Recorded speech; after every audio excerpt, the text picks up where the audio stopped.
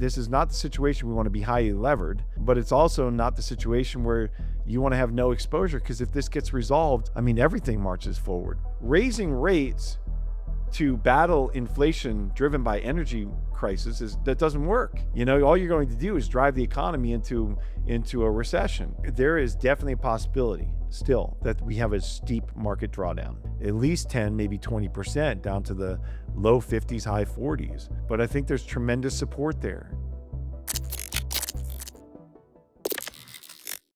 Bitcoin has been moving pretty much sideways since the Iran war began about a month ago, yet it's been outperforming traditional safe havens like gold and also equities, I believe. So how do you explain this behavior? Well, I think, we have to start with October, where we had that major deleveraging event in Bitcoin and cryptocurrencies as a whole. Um, you know, when we had that huge drawdown, if you go back and just look at Bitcoin had been trading at all-time highs, and then October 10th comes and you have that massive drawdown, and that kind of just led to Bitcoin bleeding through right to the end of the year. You had some sideways movement and then another drawdown in the end of January and the beginning of February. And so it had come down a full 50%. And so now that's kind of where your starting point is. In the same time, gold and silver had been ripping to new highs. And your traditional safe haven assets kind of became these they became high flying leveraged plays where you had new investors and old investors alike, and then young investors looking at gold and silver and saying, wow, these things are going to double, triple overnight. I'm going to get in them. And then there was some euphoria there. And so they got a little bit ahead of themselves, in my opinion, in the short term. So that's kind of the starting point. Then you have this war that starts. At the same time, you've got uncertainty at the Fed. So there's all these things that are kind of playing into, they are all factors that are playing into the market right now. If you look at the general market, yeah, it's still near its all-time highs. It's off about 10% from its all-time high if you look at the S&P. But the Mag 7s that had run so hard over the last 2 years have, or year and a half, they've come back a little bit. So your major Mag 7 stocks, which make up a large percentage of that S&P, are down 35%. So how is the S&P up? Well, it's been a rotation of capital. So even though those are down, you have people going to more safe haven assets, and now companies that are involved in energy and energy services, and then of course you've got your defensive stocks that people are running to, and the high yielding stocks, and so you can't just take it on face value, and picking points of performance is difficult. Now, that said, you get this war that starts, and you get a drawdown in capital, and people start selling. This wasn't an event that I've talked about before. Giovanni, you might have heard me talk about a correlation to one event. I've seen a number of them in my career. 1998, the 98 long-term capital management meltdown, then the internet bubble in 99, 2000, and then of course the great financial crisis, and then COVID. I mean, these are all correlation to one events where it doesn't matter. There's no safe haven asset except cash in the near term. There's no place you can go without losing money. So we didn't have that, but what we did have, it was an obvious deleveraging in the general markets once this war started. And so what happened was you had investors looking to assets where they can maybe take some gains, take some chips off the table, go into cash, and be ready for the possibility of a margin call, and just take some risk off the table. And one of those assets was gold, and obviously silver as well. And so that's drawn down. It had such a great run over, up over 100%, that people were like, well, over the last couple of years, that people were like, let me take some money off the table here to be ready in case we get a margin call. At the same time, Bitcoin kind of ground sideways and was up a little bit against gold. And the reason for that is what we just laid out. It already had a 50% drawdown. And so it wasn't the place where people are like, oh, I better get out of this because it's lofty. It's, it's already had its run. No, it's had its drawdown already. It reminds me of what Mike McGlone told me in an interview a couple of weeks ago. He was basically saying that in a situation like this, every asset is basically a risk-on asset, and therefore there is not much difference in the behavior of gold from equities, because everybody sells in order to have cash available, as you mentioned. It seems like the key question that investors are asking themselves right now is whether this conflict will resolve soon or drag on for months, because that will determine its impact on the global economy. And the main point, I guess, is the Strait of Hormuz. So whether it will reopen soon or it will stay basically closed for months. So do you agree with that? That is the key question. And what do you think markets are currently pricing in? Yeah, that's the biggest question we have right now. And that's the biggest uncertainty in the market. And that's what's getting the market upset. And so the question is, does this drag on for months and months and months or years? And if so, what does that do to energy prices is what it really comes out to, right? And so what you've seen is over the last couple of weeks here, you had the Fed speaking, and they were talking about inflation worries. They were explaining how inflation that's caused by tariffs is kind of like a one-time deal, and then the prices reset and they're where they are, but it's not an ongoing inflationary effect. And but what you heard out of the Fed was, hey, we're going to take our time here. We're going to watch this. We're not rushing to lower rates right now, because now you've got an issue. You've got a situation where you've got prices rising because of energy costs. Well, why would that happen? It's not just oil and gas that rises. It's that oil is a critical component of every single price of everything that we have. It doesn't matter if you're talking about gasoline at the gas pump, or the clothes we're wearing, or the food that we're buying, because it's either made with oil and oil components, or it's sent around the world and transported and distributed through the use of oil and energy. And so if oil is expensive, everything's expensive. And that's what the Fed is worried about. And that's what investors are worried about. So if you look at the Fed funds futures, 2 weeks ago, we were pricing in about a third or a half of a percentage cut, a third or a half a probability of a full rate cut before the end of this year, or a full rate cut by the end of this year, one full rate cut. And then last week, it just completely flipped. And not only did we price in that there's no rate cuts coming, the market started pricing in a rate rise. And so that had everybody on guard. So now you're seeing things like the 10-year Treasury, the 20-year Treasury, the 30-year Treasury, those yields are going up. Why would they go up? Well, because investors are worried that there's an ongoing issue with inflation, and it's structural. Because if you go back to the 1970s and 1980s, Giovanni, you're a little bit younger than me, but I lived in that era here in the United States. And when we had the Middle Eastern conflict back then, same players, Iran and USA, and we had a spike in energy prices, and we had actually a shortage, and we were rationed gasoline for our cars. Investors my age and above they remember this, and they're like, oh man, that we do not want to get into a situation where we have an energy crisis causing inflation, causing stagnation, which is in effect stagflation, where you have a rise in the prices of everything at the same time as you have the economy rolling over. Okay, so that brings us all the way to Monday. So this all happened over the last 2 weeks, right? So all of this is happening, and the markets hate uncertainty, and they're all over the place. Gold's going down, Bitcoin's driving sideways. Looks like the market's turning over.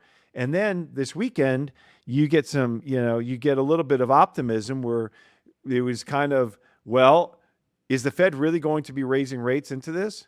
Probably not, because of two things. Well, one thing is they know that raising rates to battle inflation driven by energy crisis that doesn't work. All you're going to do is drive the economy into a recession.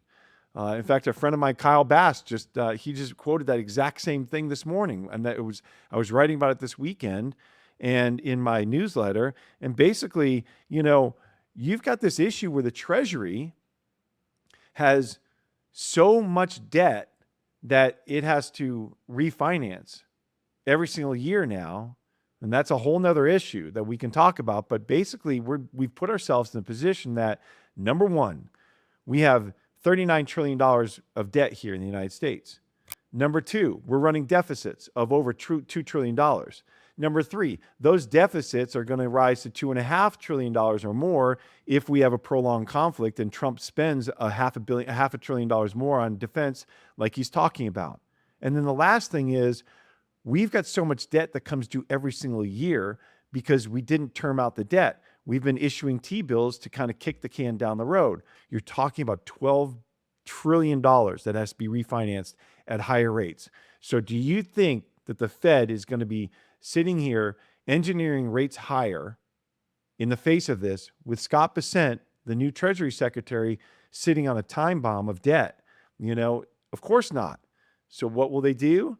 This is the punchline of the whole, your initial question of where do we go for assets? You've got to own hard assets. So now you get into this week where it seems like, God, the energy prices are going up so much that it's not just inflation. Now we're talking about demand destruction. So you've got the Treasury worried over here.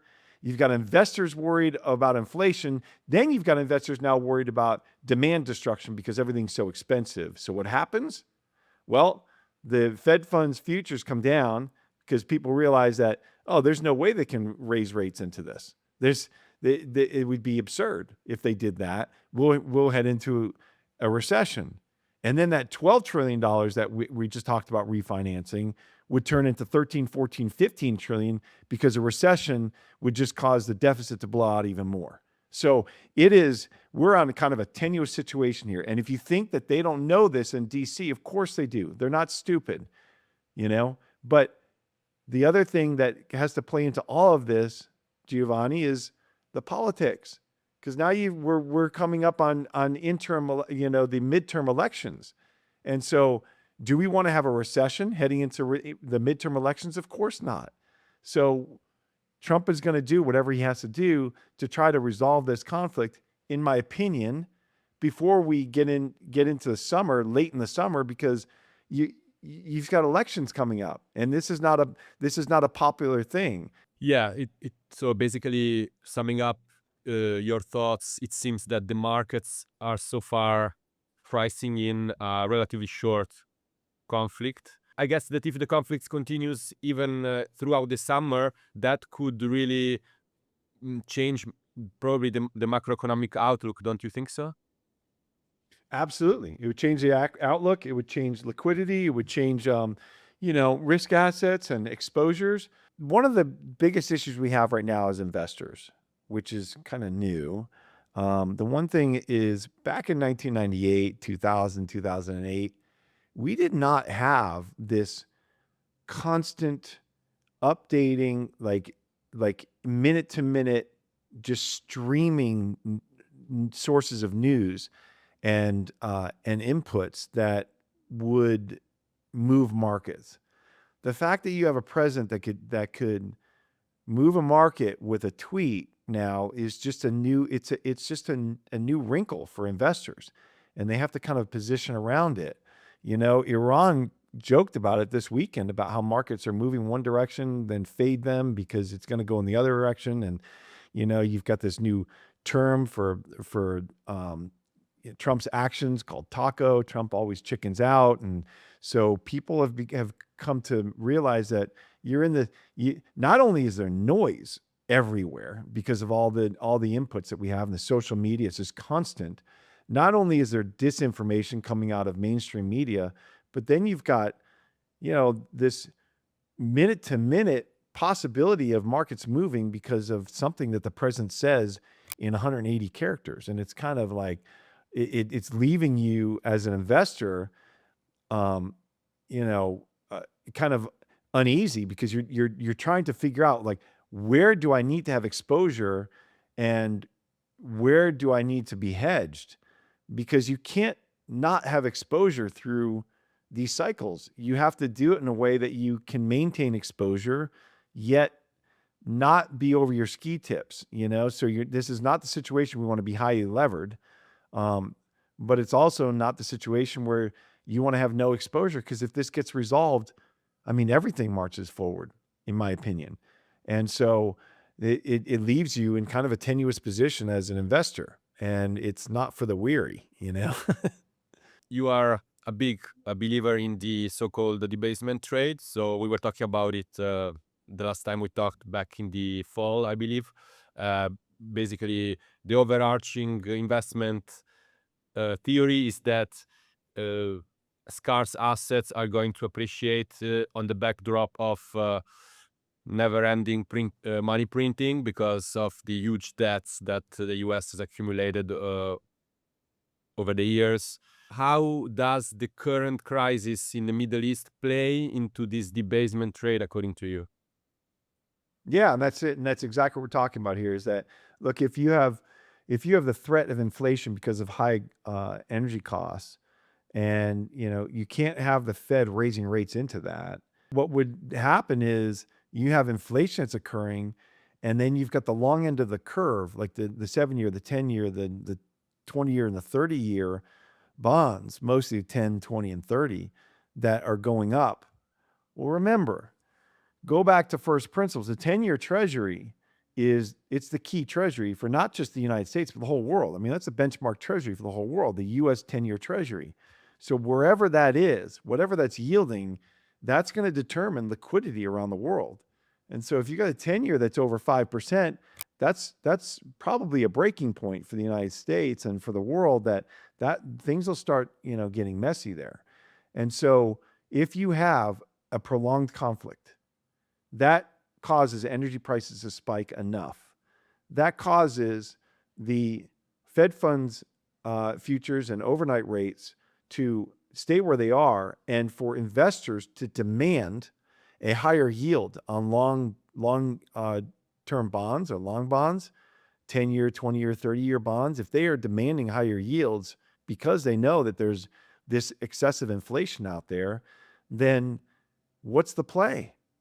I mean, if you have a 10-year that's at over 5%, I mean, the U.S. Treasury can't refinance those 10 years with more 10 years.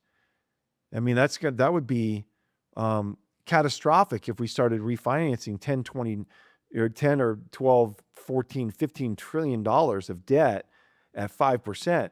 That's not going to work, So what do they need to do? And then you're talking about locking in 5% for 10 years plus. You can't do that. So what would they do? They would go out there and buy them instead. And that's the yield curve control. And that's the expansion of the money supply. And that's where you have the debasement trade really comes into play for these long-term assets that are not, you can't inflate them. Things like gold and things like Bitcoin, because they're going to be critical in this. And it's other things too, of course. It's real estate and other commodities. But long-term, that's, in my opinion, what will happen is that we will see money printing. You will see yield curve control, no matter what they call it. And you'll see assets like gold rip higher, and Bitcoin also. And, but, I still think that kind of move is still a ways off, barring any major market disruption in the bond market, any disruption or dysfunction in the bond markets. And so until you get something like that, I think we're still a ways off from that kind of activity. But it's out there, and that's kind of the only play that they have. It's not like back in 1970, it was a debt to GDP of 30%. Now you're talking of over 120%. And so the debt is growing faster than we can keep up with on GDP. So the only way to battle that, Giovanni, is to make GDP go up nominally, make more dollars to pay down that debt. And you got it. That's the classic play. And, central banks have been doing it for many decades now, since the World War. They've been doing this. The absolute bombardment of constant information 24/7, it's creating this very difficult environment to navigate, especially considering the huge amount of misinformation, disinformation. So from your point of view, what are the key indicators or charts that an investor should just keep an eye on to filter through the noise? To be clear, there is definitely a possibility still that we have a steep market drawdown. And if we do, because of whatever may happen, whether it's this conflict escalates rapidly, whether there's a black swan, but if we have that kind of event, Bitcoin will draw down too. And I would expect it to draw down, at least 10, maybe 20% down to the low 50s, high 40s. But I think there's tremendous support there, because if you go back and look at, the whole period of February, March 24, all the way to the election of 24, Bitcoin kind of moved sideways in there for all those months, and then it took off with the election. Well, we're kind of in that range again here in the high 60s. So I think that when you get to the low 50s, there's tremendous support there from that whole period of time.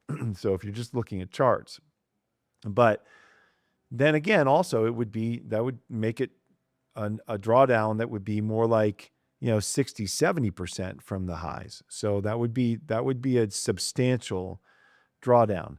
Would that shake my confidence in Bitcoin? No, I think it'd be a tremendous buying opportunity for Bitcoin and Bitcoin related companies, including things like MicroStrategy and the company that I'm involved in, Strive, because in those situations, you're going to have the opportunity to be buying stock at likely something close to a 1 or even maybe under 1 MNAV to the enterprise value of the company over the market value of the Bitcoin that they have. And if and when that's the case, I think that would be tremendous buying opportunities for long-term investors. James, it's always a pleasure and always enlightening to discuss with you these topics. So thanks again for coming to our show. Yeah, of course, Giovanni. It's great to be here, and I look forward to the next time we speak.